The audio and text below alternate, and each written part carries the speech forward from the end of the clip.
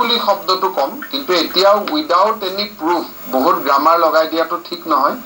সেইকাৰণে আমি ৰেণ্ডম চেকিংটো কৰিব খুজিছোঁ। 19 দিনত পাইছো যোৱাকালিৰ কেছটো।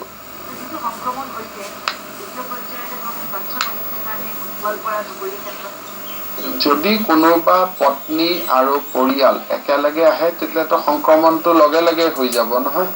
কিন্তু এইটোৰ লগত ষ্টেজ 1 ষ্টেজ 2 কোনো সম্পৰ্ক নাই, কাৰণ ষ্টেজ 1 ষ্টেজ 2 34 মানুহৰ ভিতৰত নহয়। ষ্টেজ 1 ষ্টেজ 2 ডেফিনেশ্যন গ'লে ইট উইল কাভাৰ হাণ্ড্ৰেডছ অফ পিপল। সেইকাৰণে অসমত এই ব্যক্তিগৰাকীও কোৱাৰেণ্টাইনতে আছিলে। চ' অল আৰ উইদিন আৱাৰ চিষ্টেমৰ বাহিৰত এতিয়ালৈকে এটাও বেমাৰ পোৱা নাই কোনো।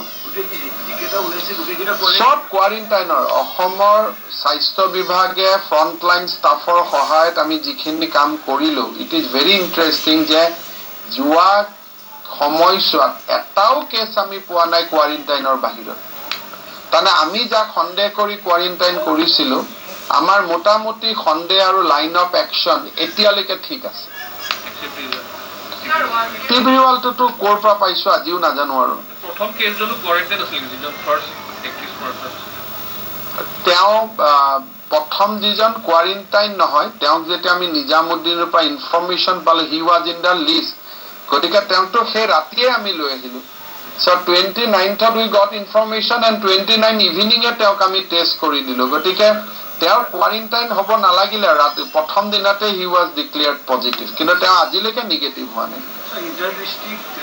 মানে ইয়াত 28 দিন 14 দিনৰ ডেফিনেশ্যনটো ক্ৰছ কৰি গৈছে।